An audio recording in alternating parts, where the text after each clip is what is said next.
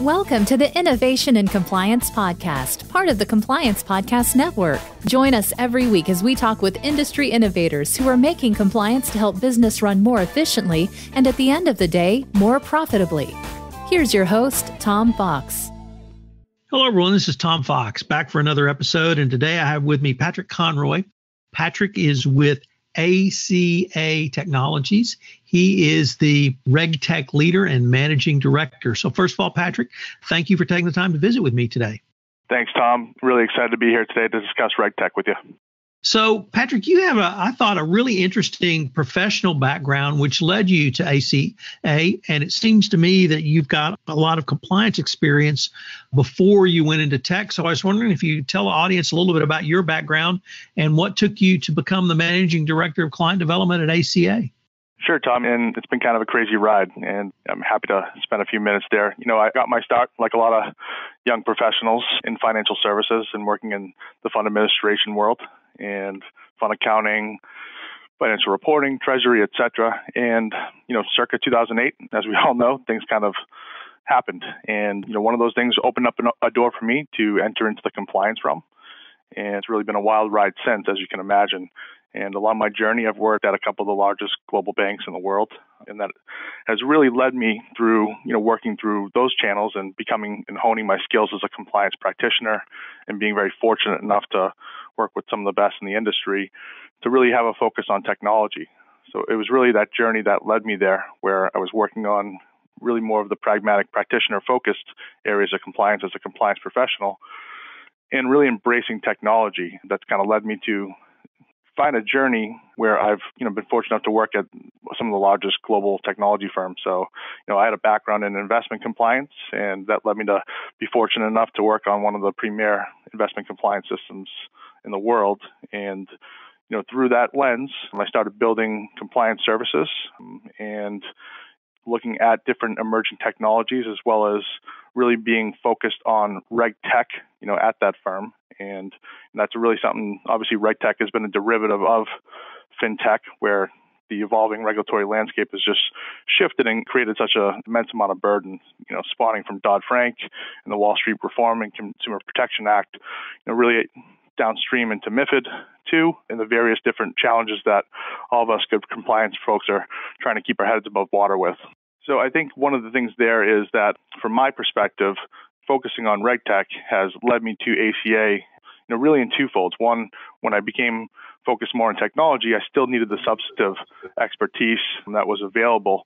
And, through the various webinars and thought leadership that ACA was providing, I became familiar with the firm about 4 years ago while I was focused at Charles River Development on driving new RegTech products. And, through just engaging in interactions, CRD, obviously, everyone knows the industry was at monumental growth.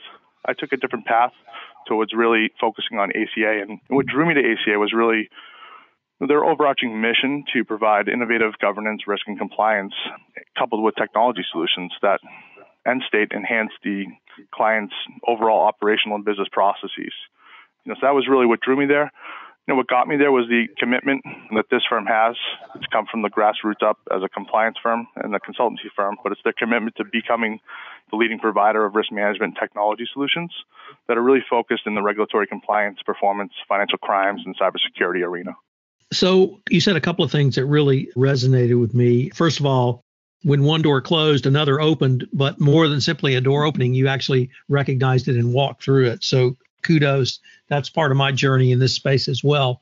But the other thing was your substantive knowledge and the substantive background you developed before getting to ACA really seems to have positioned you and the company in a manner that can really allow it to really move forward to help clients not only understand the problem, but frankly, understand the solution as well. And if we could maybe use that to turn to, if you could describe for our audience the products and services of ACA.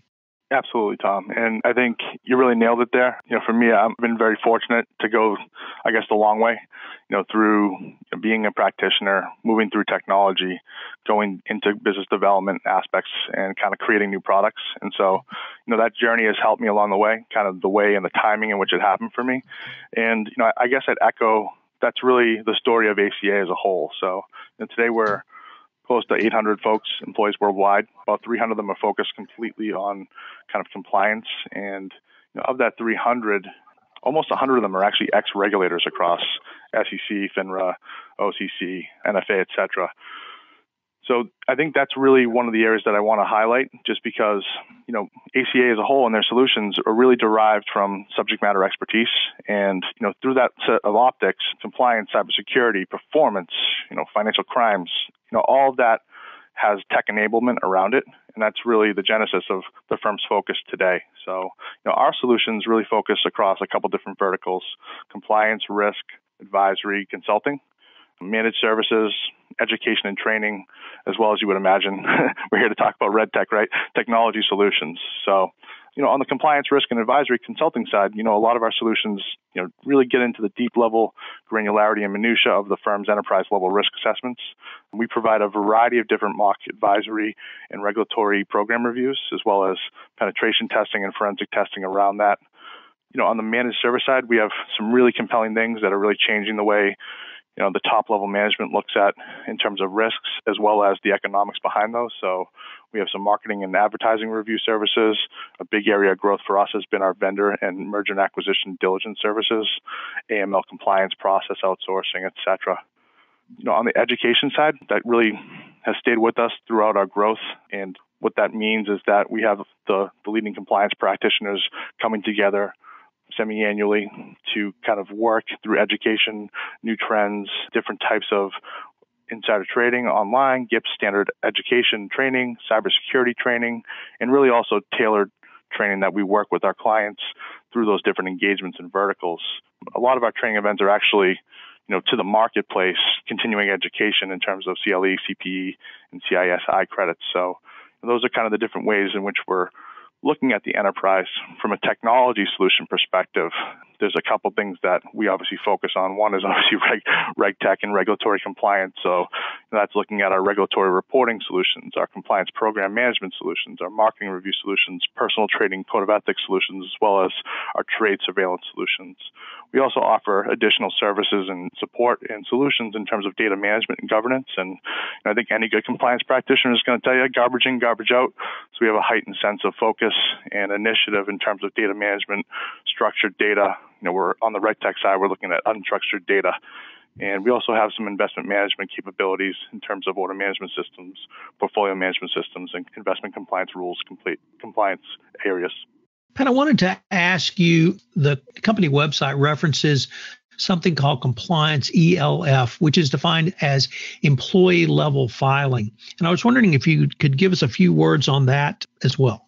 Sure, Tom. So compliance ELF is actually our code of ethics, personal trading, and employee management module, and that actually sits within our Compliance Alpha platform. And so our RegTech platform is called Compliance Alpha, and the focus there and the genesis of it is to help firms essentially mitigate their risk through efficiencies, synergies, and scalable workflows, while also translating to reduction in cost and overall transparency and harmonization at the organizational level. So, the real spirit of Alpha is to enable the compliance team and, to a greater extent, the different business units that are working with compliance, which are typically risk, internal audit, marketing, to more effectively manage regulatory obligations and business needs and processes through a set of risk assessments and compliance controls, procedures, policies, and the different activities that we use to track those: market and advertising review, cyber and technology risk management,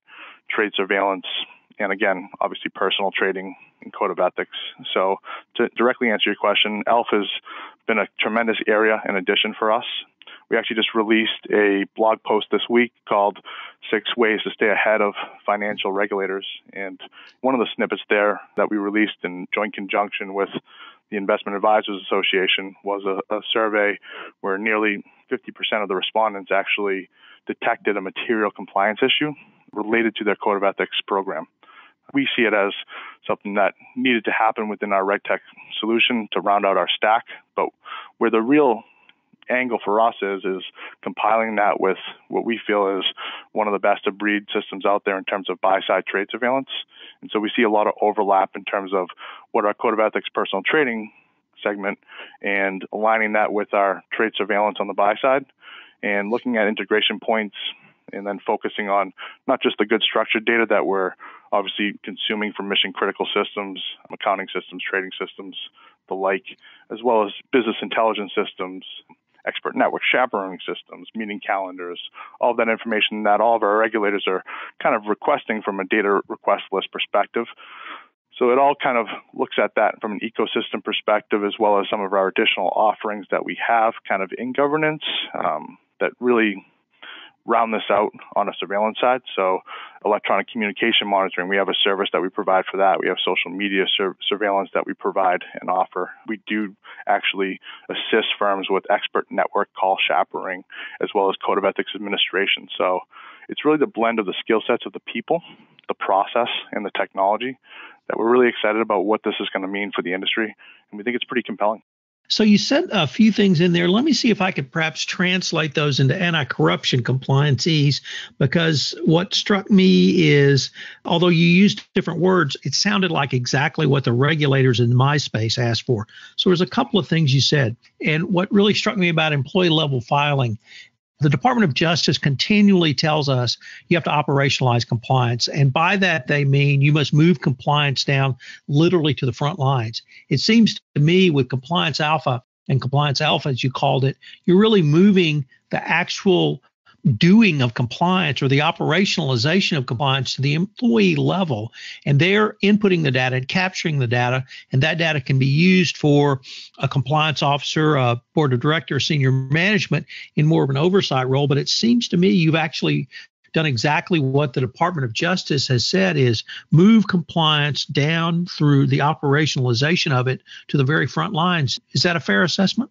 Tom, you nailed it. And, we obviously are in the business of helping firms develop and architect their overall compliance programs as well as their GRC programs. And we feel strongly that it really does start at the employee level for a couple different reasons. That embodies the culture of compliance within the firm, but also, and I think a secondary motive here is definitely by aligning technology with the processes in the right strategic manner, and really where emerging technology is headed, where it's, all types of buzzwords around AI, natural language processing, machine learning, robotic process automation, big data, deep data, data lakes.